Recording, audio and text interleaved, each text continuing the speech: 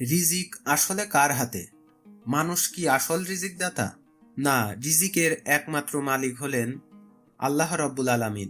আজ শোনাবো আপনাদের একটি বৃদ্ধা মায়ের গল্প, যার ভরসা ছিল শুধুই আল্লাহর উপরে। মদিনা নগরীর এক কোণে বাস করতেন এক বৃদ্ধা।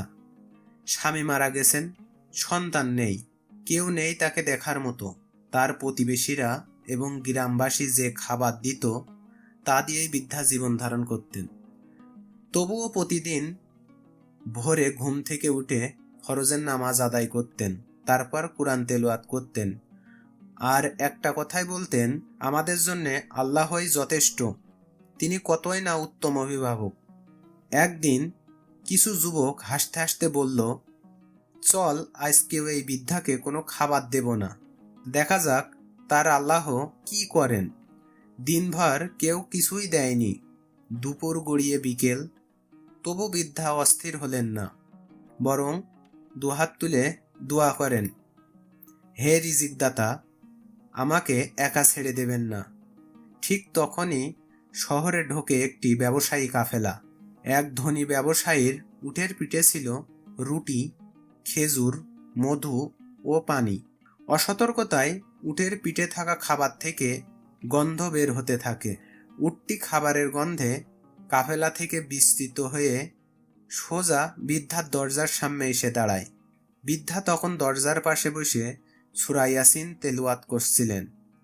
উটের পায়ের শব্দ শুনে বৃদ্ধা দরজার দিকে তাকান, আর অবাক হয়ে দেখেন রিজিক যেন আকাশ থেকে এসে তার দরজায় পৌঁছেছে। ব্যবসায়ী এসে দুঃখিত হয়ে বললেন, মা, উটটি ভুল করে আপনার দরজায় চলে এসেছে। খাবারগুলোর গন্ধে আকৃষ্ট হয়ে সে এখানে এসেছে। আপনি কিছু মনে করবেন না। আমার মনে হচ্ছে আল্লাহই উটের পিঠে থাকা খাবারগুলো আপনাকে পাঠিয়েছেন, তাই আপনি এই খাবারগুলো রেখে দিন। বৃদ্ধার তখন চোখে জল চলে আসে। তিনি ধীরে ধীরে বললেন, মানুষ আমাকে ভুলে গেছে, কিন্তু আমার রব আমাকে ভোলেননি। মানুষ দরজা বন্ধ করলে আল্লাহ নিজে দরজা খুলে দেন। তাই ভাই ও বোনেরা, এই গল্প কেবল একটি বৃদ্ধার নয়, এটি আমাদের সবার জন্য শিক্ষা। যখন জীবন থেমে যায়, তখন সেখান থেকে আল্লাহ শুরু করেন। যখন সবাই ছেড়ে যায়, তখন আল্লাহ আঁকড়ে ধরেন। মনে রাখবেন, যে আল্লাহকে ভয় করে, আল্লাহ তার জন্যে পথ খুলে দেয়। আল্লাহর উপর ভরসা রাখুন, মানুষের উপর নয়। আপনার রিজিক, আপনার সম্মান, আপনার ভবিষ্যৎ সব আল্লাহর হাতে। জয় হোক ইমানের।